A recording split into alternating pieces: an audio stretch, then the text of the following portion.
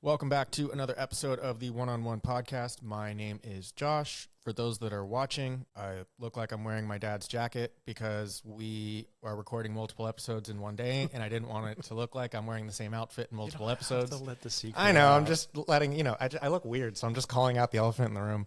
But I am joined, as always, by my co-host, Kathy Baker, and then Savag, who's also in the studio with me. How are you guys? Great. What's the latest? I'm doing great. And what's the latest? Yeah. It's almost fall time. It's almost time to start getting ready for 2026. Kathy, what's it like in your neck of the woods? Because before I let Savag introduce our guest, I think he's from a similar area. It's like a rainforest. Is it's like you cannot imagine how much rain we've had. It's just unbelievable. All right, I'm just going to jump right into it. I have a really interesting question. It might take you guys and our guest a minute to answer, but I'm actually very curious about this one. So, Kathy, I want to start with you. If you could master any skill right now, what would it be? Crickets. Savag, do we need to jump to you? Maybe like skill or gift or what? Yeah, like, for example, like woodworking would be one of them, or surfing. I'd say like stripping on a pole. That wouldn't. Yeah, no, okay. Piano playing. Yeah, that's good. That's sort of like opposite sides of the spectrum. Piano playing in a strip club. There you go. That's I would have never guessed that. Savag, what's yours? Playing the violin in a strip club? No. I used to think, the generic ones of being clairvoyant or reading people's minds. Yeah. But that's too easy. I don't know. Do you want to introduce our guest and ask him? Well, our guest is kind of special, not kind of, but is special because I've been working with him for almost 10 years. We've known each other. Tyler Cooper from Socratic. He and his company are in a really, really, really important space right now. And not only in the different business worlds, but in the ever-changing world of online play and how businesses act and behave and develop their strategies. He is one of the founders of Socratic, again, and I'm going to let him give a little bit of background on himself, but shoot him the question. Yeah. Tyler, welcome. Thank you for joining us. Thank you. I am, we've never actually met in person, but I can imagine you are similar to Savag's brain. So I'm curious, what is a skill that you would love to master overnight? I've been playing a lot of chess lately. Ooh, that's a good one. And I'm not very good. So I'd love to just kind of take a cheat code and be a pro overnight. Yeah, that's an interesting one to me. I'm always fascinated by like chess masters. That's cool. Savag, I'm going to let you wear the captain's band on this episode because I know you and Tyler really do speak the same language, and Kathy and I can just kind of commentate from afar. Like you have to translate. What is your skill? Did you tell your skill? What you want? My skill would be, I love, as you guys know, I love cooking. My skill would be to be like a master chef. Like that would definitely be, I would love to go down that road. So much better than stripping. I'm embarrassed. I don't know. With all of our skills, I feel like we could open a club or something. Chess club by day, strip club by night. Yeah, love it. The fortune teller. Yeah. All right, Savag. So go ahead. Like maybe just start dishing out, because we brought Tyler on for a specific reason, right? We have almost 500 plus small businesses within our large business. And so I think Tyler's going to be a wealth of information for everyone that's watching or listening. Yeah, and especially when we have the past couple of years, the AI has taken everybody's world, and that's been kind of like the buzz. And that's where people are starting to look, but they haven't really released the other traditional methods on how they're looking and trying to find businesses. And the reason why I really wanted to have Tyler join us too is we're in a new era of how businesses operate and how the consumers and audiences operate too. And everything is hyper local. Everything starts local, and in real estate that holds true, and we know that's even more important.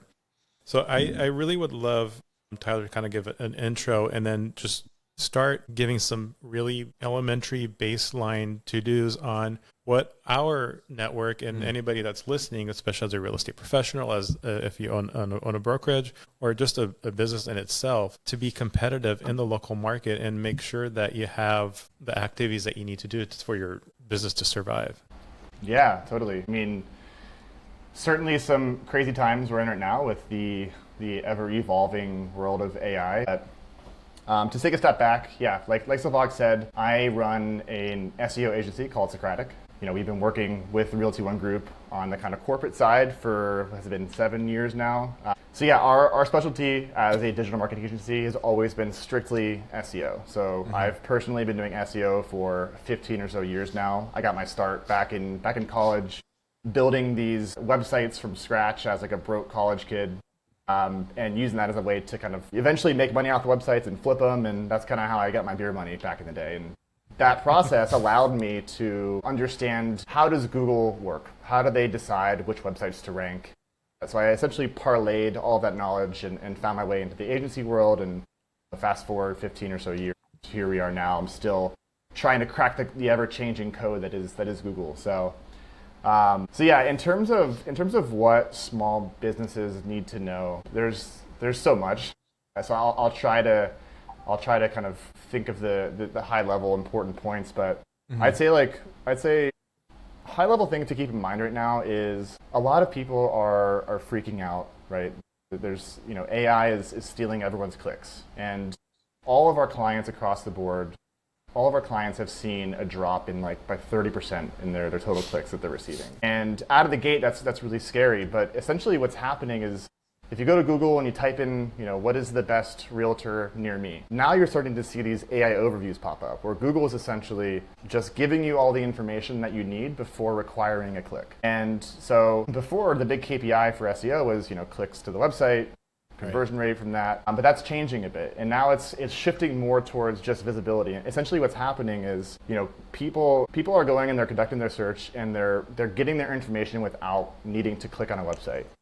But then they're going and they're further refining their search. So maybe they say, oh, okay, maybe I want to get a real estate agent in Raleigh that focuses on, this specific zip code. And so they're further refining that search. And what happens is people are driving less clicks, but the clicks that do make it to their website are converting and becoming customers at a much higher percentage, because those people, they're much further down that buyer's journey, that conversion funnel, right? And so, that's kind of what's happening in this space right now. Of course, if you go to ChatGPT or Perplexity, it's kind of the same function, right? You ask it a question and it gives you all this information without actually requiring you to go and click through to a website. Can I ask you, Tyler, because I brought this up to Savag last week when we were on a call, and forgive my ignorance, but I was reading this article about the name of the game is generative engine optimization now, and training AI models to have your information. Or if I were to search ChatGPT and say, what's the best brokerage near me, us as a company should be training it for it to say Realty One Group. Can you kind of speak to that a little bit? Have you seen kind of a change in that world? For sure. Yeah, what you're referencing is the GEO, right? GEO, Generative engine optimization. Us SEOs love our acronyms. But yeah, I mean, essentially, what's really interesting about GEO, about optimizing for AI, AEO, whatever you want to call it, at the end of the day, all of the fundamentals are pretty much the exact same as they are with SEO. If you're doing really strong SEO, if you're optimizing your website properly, you've already made a lot of headway in terms of being optimized for GEO. Or for AI. And so a lot of that comes down to, and we can dive into each of these, a lot of that comes down to having the right content on your website, having your website be structured from a technical standpoint, and we'll dive into that one as well, and making sure your website is being mentioned from across the web, right? Having mentions from local news publications, having mentions from PR campaigns, whatever it may be. If you have more and more people talking about you and your website and the realtor that's trying to advertise themselves, that's a signal of trust to both Google, to these AI platforms. So, dialing in the content, making sure that your technical SEO is allowing these new platforms, whether it be ChatGPT or Google, to efficiently crawl and access your website, and then making sure that you can essentially back up what you're saying by getting referenced across the web on various sources. So it's your validity, basically. Exactly. Yeah. You need to find ways to prove to these essentially robots, we'll call them, that you are legitimate, that you are the best, that everything that you're saying in your website is legitimate. And there's a few different ways, there's a few different levers that we can pull to kind of help prove that. The acronym again that SEOs like to use is called EEAT. So we talk about, you mentioned being sourced in local publications or organizations, and with real estate professionals, being involved in the community is important. And when you're out there and you have your booth, or you have a community involvement, you're volunteering, or even a success story out there, Tyler, what would you recommend for our listeners as business owners to make sure that they're communicating to those folks on how to display their brand online and being cited? So essentially you're asking, how do these business owners go out and get those mentions? How should they be? How can they be seen? How can they be seen? Yeah. Yeah, I think there's a few different ways. I mean, one of the easiest ways is to find publications in your area that, whether it be like a travel blog of some sort, or any kind of like local publication that posts content online. Reach out to them and essentially ask if you can provide a guest post or like a free piece of content for them. And within that content, you can talk about yourself and link back to your own website that way. Other ways are, finding local forums, right, and submitting your information there. Even things as easy as, there's essentially like the yellow pages of the internet, right? So going and getting your website mentioned on like yellowpages.com, on Yelp, making sure that all of these kind of phone book-esque websites, that your information is easily findable there. Again, these are ways to just validate that you're a real business, you're a real person, and these these citations continue to help Google, and they help the AI platforms see that you are legitimate. Kathy, I think we talked about this on a previous episode with Michael. The idea of really knowing, like Savag, you actually have this in your notes, of like really knowing your local market, really like being an expert in that, not, obviously looking at it from the big picture, but also looking at it as like, this is what I own. Like this is my realm right here. How can I be successful in that realm? And Kathy, maybe you can kind of speak to from a non-digital marketing standpoint, just the idea of being hyper local. Can I ask a question first? Mm-hmm. Because this is a lot for my little simple brain to digest, to be honest. But is my thought process, Tyler, correct in thinking that this process is a lot like getting into a college now, where it used to be you had a GPA and that qualified you to get in, but now you've got to have a bigger mix than just what your grade point average is. You've got to have community involvement, and that may look like being authentic, or that may look like validation. So when you look at all those components, because it used to just be Google juice, it used to just be who was doing the most to feed the engine. And it sounds like now there are more components than that for realtors. So if maybe we could bring it down to my level as a realtor and say, okay, if we were looking at this, number one, is it correct to look at it that same way? And if we were, in addition to your GPA, having good grades to get in, what is weighted? What are those heavier things that are going to get you closer to the top, closer to being unforgettable, to be mentioned in a positive note? Yeah, I think that's a good analogy. I think, the GPA is kind of the SEO foundations, and then there's the extracurriculars that we can be doing to enhance our visibility within AI. So I think high level, what we can talk about, number one, is content. Content has always been king when it comes to Google and how these search engines understand your website. At the end of the day, your website needs relevant content for these robots to understand what it is you are trying to sell, what it is your website is about.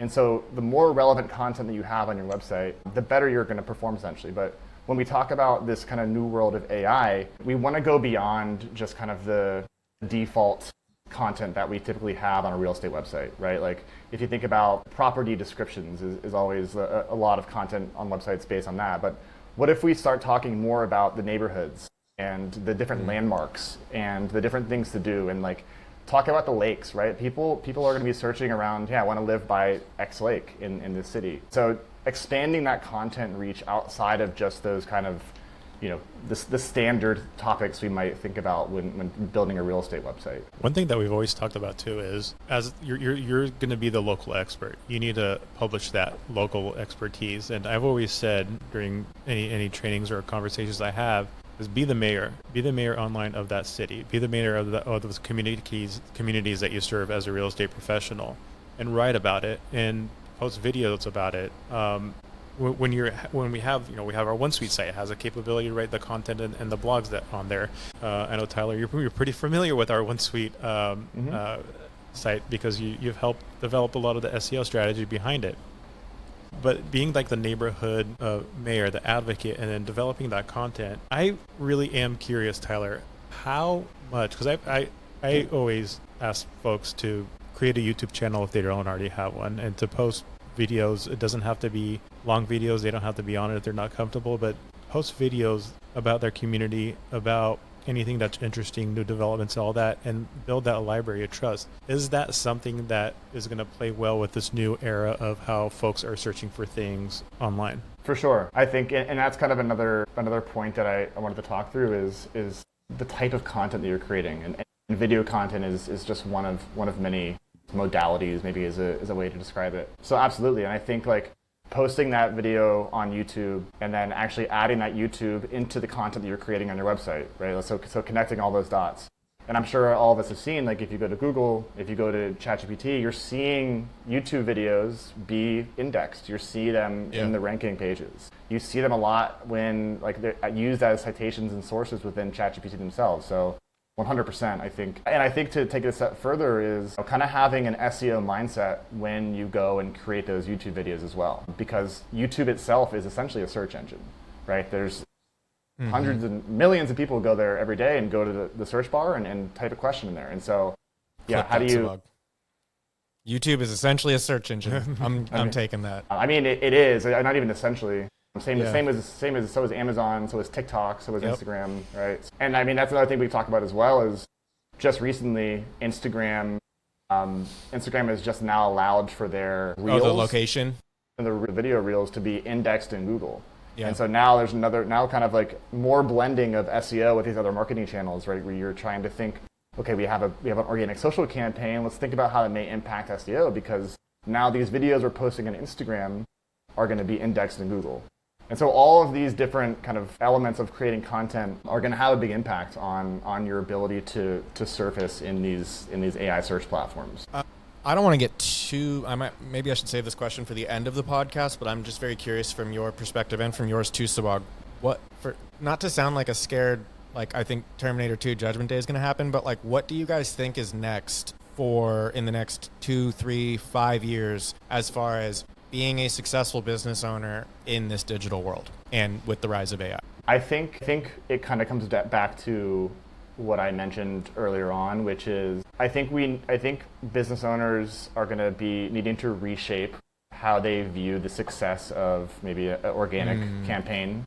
I don't think that clicks to the website are going to be the end all be all. I think it's going to be maybe share of voice when it comes to AI visibility, right? Like how often is your brand coming up as being cited as the answer when people search for you? Yeah, I think you brought up I wanted to bring this up when you said it earlier, and correct me if I'm wrong. So like, let's say the way you kind of explained it is you may have less views or clicks on your site, but the people that are there are more of a hot lead than ever before. Is 100%. That fair to 100%. say? 100%. Okay. Yeah, we've seen it across the board. Across the board in all of our accounts. We, again, average traffic down 30%.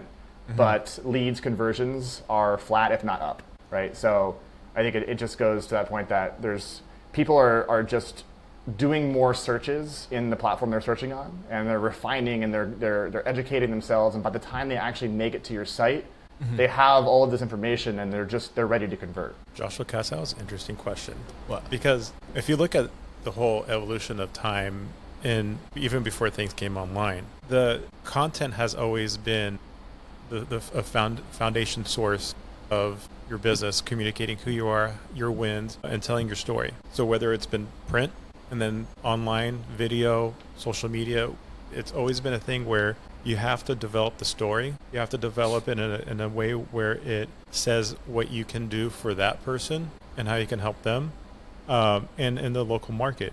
We've seen, and I've given these presentations too, where I have a giant graphic of a funnel and the different things that align with the funnel. That funnel is essentially changed because of how the audiences are behaving, and more to come on that soon for me. No, I think it's Tyler. I'm gonna make your technical expert words try to sound as simple as possible. I think it's a shift in mindset. I think as business owners, they saw, let's just say, an average number, and that number is now changed but that doesn't mean that their business is less. It just means that it's a shift in mindset and maybe a shift in tactic to continue to have that success. Is that fair to say? Yeah, and I think it's also a good opportunity to kind of get ahead of things and structure your website correctly so that your website is the source of truth for these AI models to reference, right? And there's the content piece is a big one, and if we wanted to double click into that just one more time, I think if you've gone to a tool like Perplexity or you've gone to a tool like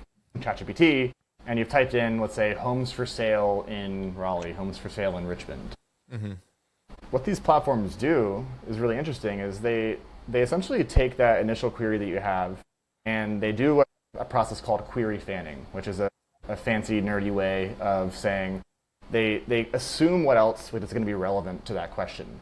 And so they're going to go and they're going to start searching other things as well on top of that. And they're conducting like multiple areas of research. And you can actually see, you can go and click on the little like processing tab in ChatGPT and see what they're looking for.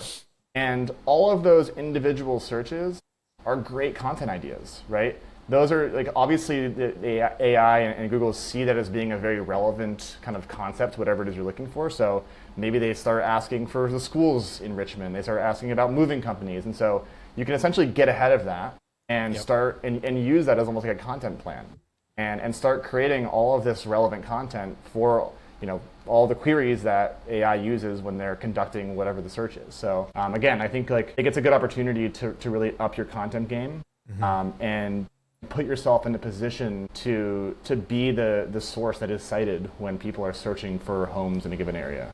I'm going to give my top three, and then Tyler, I'll let you jump in, and Kathy and Josh, because I really want to kind of bring everything in. And what are the top three must-dos between now and the end of the year? Folks listening that own a business, that are real estate professionals, that own a brokerage, need to do from a digital standpoint, from a digital marketing, or just getting their business and cutting into that share of voice is going to be important. We know that in real estate transactions, they're pretty stagnant.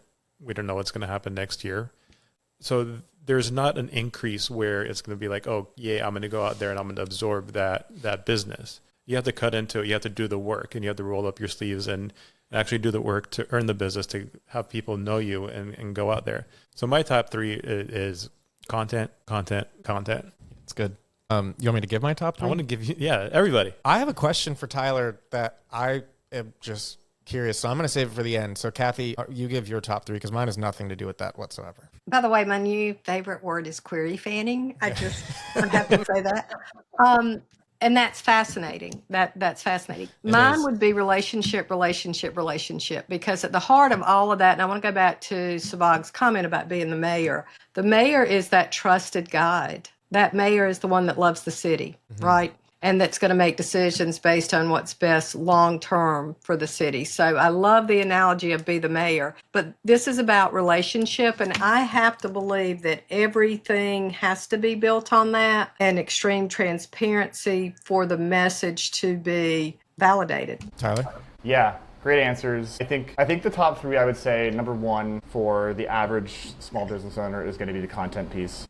Right, taking into consideration what we just said, kind of be the mayor, consider query fanning, answer the wide range of topics that you can answer. Number two would be essentially prove that you're the local expert. What I mean by that is gather as many testimonials as you can and post those on your website. Post those on all your different platforms like Google and Yelp, right? Show stats of all the homes and happy customers that you have. AI tools love stats, and they love these snippets of information that they can grab and use as proof, right? So I think having this, like proving your expertise and authority in a given market is going to be really important. Having really in-depth bios for if you're running a brokerage, having in-depth bios for all of your different agents. AI uses these to understand if an organization is legit or not. And then number three would be getting citations from external sources. And that's kind of what we talked about earlier, right? Getting mentioned in local blogs. Getting mentioned on where local kind of conversations are happening, whether it be Reddit or Quora, right? Reddit asking who the best real estate agent is in an area. Go on there and promote yourself, right? industry rankings. Reddit and Quora are, those are some of the most commonly cited sources for AI. And so I think finding a way to get found in those conversations is going to be critical for, again, building up that kind of that authoritativeness, that expertise, proving that you should be the one cited for all these queries. I like that because I just asked a question to a group. How many folks are actively using Reddit in the real estate space? Yeah, totally. And I've been looking at it, I've been monitoring it. There are a lot of conversations. I think there's almost 1 million, 2 million. There's some million amount of conversations happening in Reddit as a discussion board. And they're looking for information from peers. Think of it as like a referral network. Yeah, totally.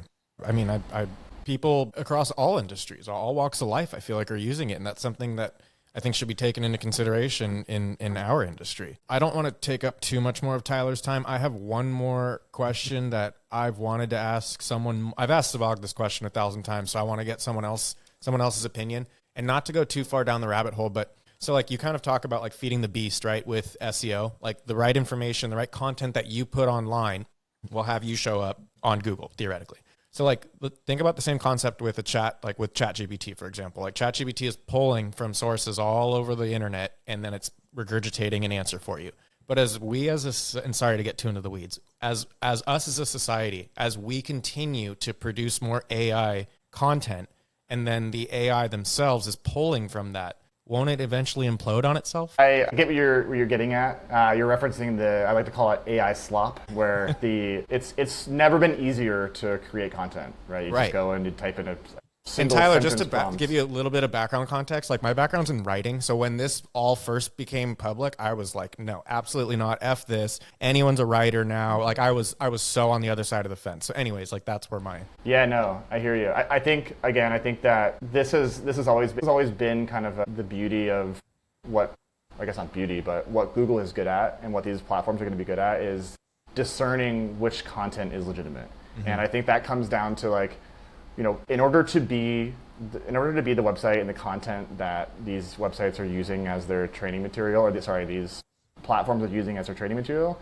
you have to be able to prove that you're legitimate in some way. And that's what it comes back to that point of writing content in a way that proves you're an expert, of having external sites link to you and cite you, again, showing further proof that you are a legitimate source of this information. Mm-hmm. And so I think the average, like the 99% of AI slop content that gets written is never going to be actually used in these training models. It's going to be the ones that are performing well in Google already. And not to dive too deep into it, just one last thing here is like where we are right now with ChatGPT and Perplexity. What's really interesting is all they're doing is essentially scraping the top results of Google.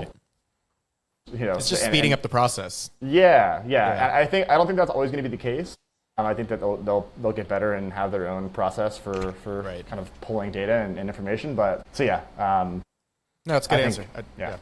So we got content, be the resource, and validate your trust. Mic drop. We'll end it there. Yeah.